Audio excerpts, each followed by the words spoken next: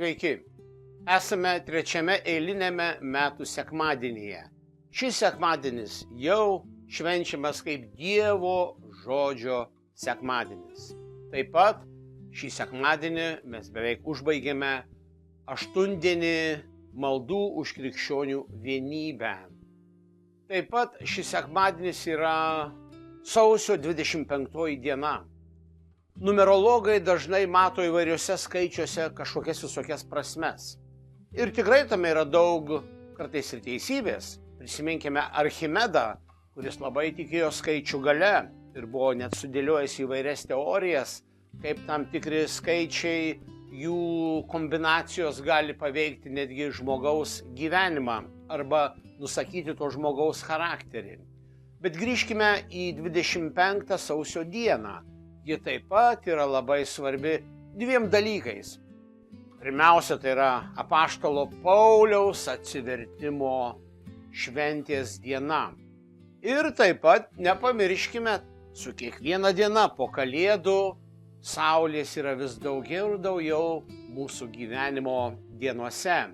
Ogi juk sakoma liaudiškai, sausio 25 yra vadinama kaip pusiaužiemio diena. Reiškia, jau pusė žiemos prabėgo. Žmonės sakydavo apie sausio 25, kad tai yra diena, kai jau višta arba gaidys per dieną padaro vieną mažą žingsnelį ir tai yra vis kasdieną daugiau tos saulės. O kaip žinome, kaip liaudiškai išmintis sako, nuo vasario 2 dienos, kur yra jau ne už kalnų, o tai yra grabnyčių diena, tai sako, tada jau šviesa žengia žmogaus žingsniu per dieną, jos daugiau ir daugiau. Grįžtant prie apaštalo Pauliaus atsivertimo šventės, tai iš tiesų yra daug ką mums kiekvienam pamastyti. Galbūt pirmiausia, aš sakyčiau, kaip ir pats sau mąstau, įdomus sutapimas, jeigu atsigręžiant į Archimedą ir kitus numerologus, kurie skaičiuose matė nesutapimus, o tam tikras prasmes.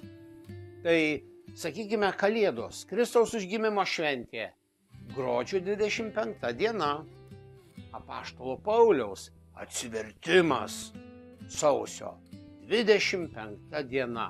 Reiškia, galima sakyti, po 30 dienų ir vėl 25 diena yra labai svarbi krikščioniškame gyvenime. Kiekvienam iš mūsų susimastant, jeigu jis galėjo, ir aš galiu. Ir tokia turi būti kiekvieno iš mūsų dvasia. Jeigu apaštalas Paulius, nors kuris buvo tas, kuris persekiojo krikščionis, buvo pavojingas ir visi jo bijojo, bet Dievo malonė, netgi tų, kurie atrodytų yra užkėtinę širdis, jis skirta yra ir tiems. Tai yra pamoka ir galbūt padrąsinimas ir kiekvienam iš mūsų. Ir aš nesu kaip nors mažiau apdalintas Dievo malonę. Galbūt turiu tik tais daugiau pasidairyti, labiau save atverti ir ieškoti Dievo valios savo gyvenimo veikloje. Taigi apaštalas Paulius, kaip prisimename, prie Damasko vartų patyrė Dievo bučinį. Jisai staiga netenka regėjimo, krenta nuo arklio ir 3 dienas praleidžia akių tamsoje, nieko nemato. Ir taip užgimsta naujas žmogus. Buvęs Saulius tampa apaštalu Pauliumi. Jisai nueis dar ilgą gyvenimo kelią, praleis galbūt net keletą metų Arabijos dykumose, kur jisai pirmiausia išgrynins ir ištirs save. Ir tik po to jisai susitiks su apaštalais ir tai prasidės jo, kaip sakytume, dar ir 13 apaštalo, nors jis Jėzaus nebuvo matęs, bet patyręs tą stebuklingą regėjimą, tą Jėzaus bučinį ir prašymą pradėti viską iš naujo savo gyvenime, jis jį jau pradeda su Jėzumi, su Dievu, kurį dar vakar persekiojo, o nuo šiol jisai jo mokymo skelbėjas. Trečio eilinio metų sekmadienio Evangelija pagal Matą. Išgirdęs, kad Jonas suimtas, Jėzus pasitraukė į Galilėją. Jis paliko Nazaretą ir apsistojo Kafarnaume, prie ežero, kur susieina Zebulono ir Neftalio sritys. Nuo to meto Jėzus ėmė skelbti: atsiverskite, nes čia pat dangaus karalystė. Jėzus pasitraukė į Kafarnaumą. Kasgi tas Kafarnaumo miestelis, kuris buvo maždaug šiaurės vakarų Galilėjoje, ir tas miestelis buvo ant to Genezareto beveik ežero kranto miestelis. Kodėl Jėzus ten pasitraukė? Todėl, kad atrodo šis miestelis, šis kaimelis, Kafarnaumas, buvo tapęs tokia kaip Jėzaus veiklos baze. O tai reiškia, kad tie žmonės jį labai priėmė, jį labai vertino. Jisai ten jautėsi kaip namie. Buvo visiškas palaikymas. Nes mes vėliau, kai skaitysime Evangelijų, jisai būna kartais vienoj, kitoj vietoj keliauja su mokiniais ir kartais ne visur yra šiltas tas priėmimas žmonių.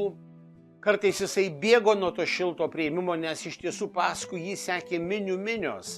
Bet jisai jau tada pastebėdavo, kad ne visi supranta, ko jie nori iš jo. Jie nori galbūt tik tais duonos. Jie nori, kad jisai galbūt jų karalius, kuris garantuotų jiems lengvą gyvenimą. O Jėzus atėjo į šį pasaulį skelbti kito. Skelbti dangaus karalystę čia ir dabar. Taigi Kafarnaumas buvo, kaip sakyčiau, kaip šiandien Lietuvoje yra kartais dabar visokių tokių kalbų apie poligonus. Tai aš sakyčiau gerąją žodžio prasme, tai buvo Jėzaus poligonas, kurisai viską įsibandydavo ten vietoj. Jis kalbėdavosi su žmonėmis.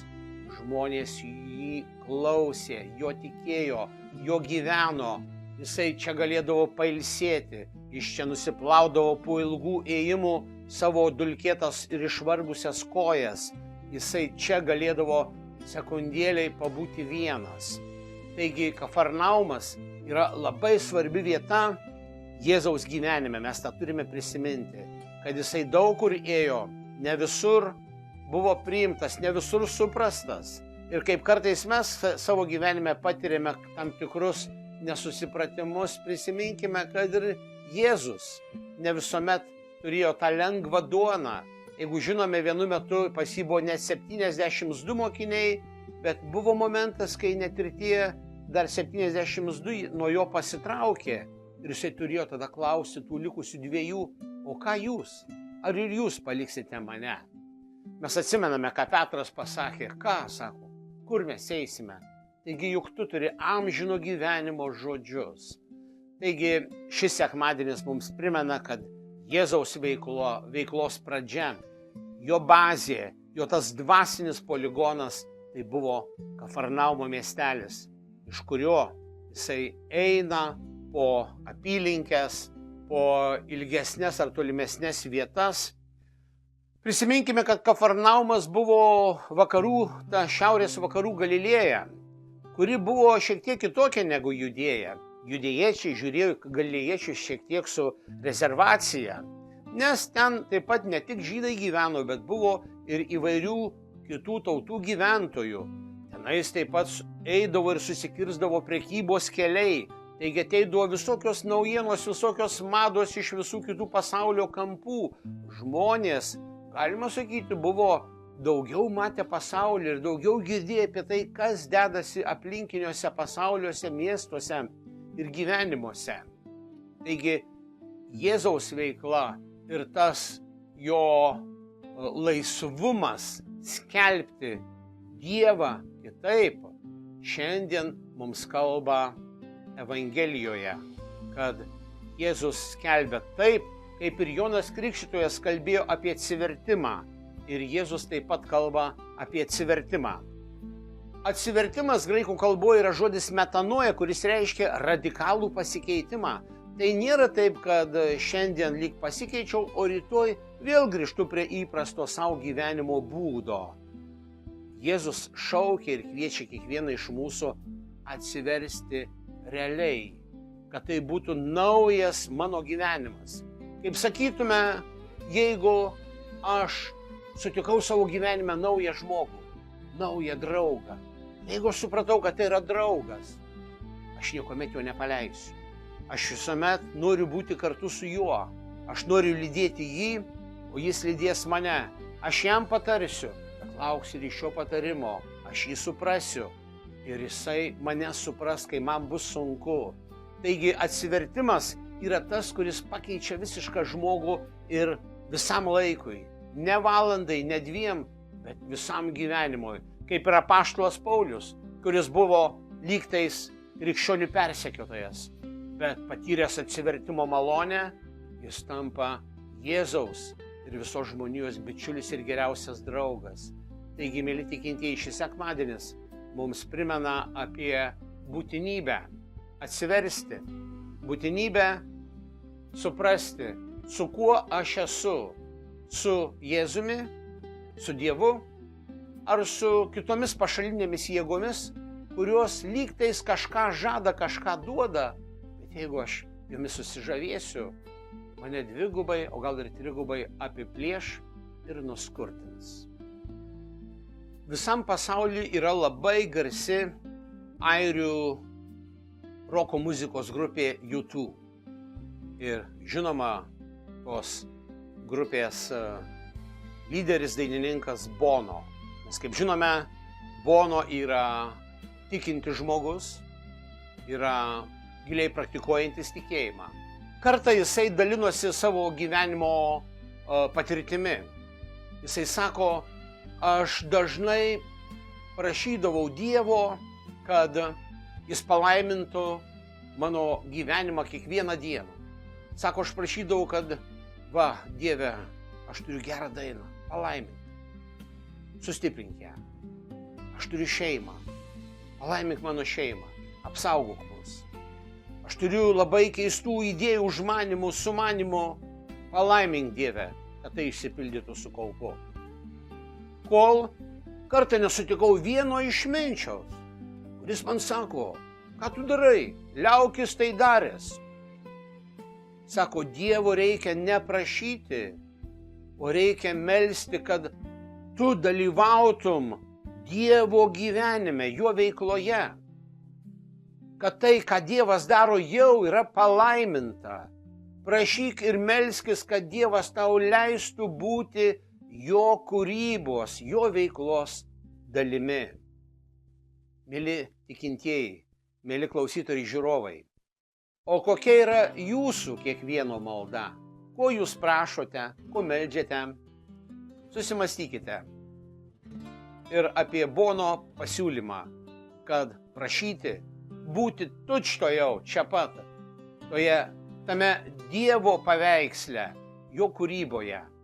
Galbūt išties čia bus dar didesni mūsų gyvenimo vaisiai, mūsų svajonių išsipildymai ir ta patirtis, kurią duoda Dievas ir kuri yra tikra duona, druska ir saulė mūsų gyvenimuose.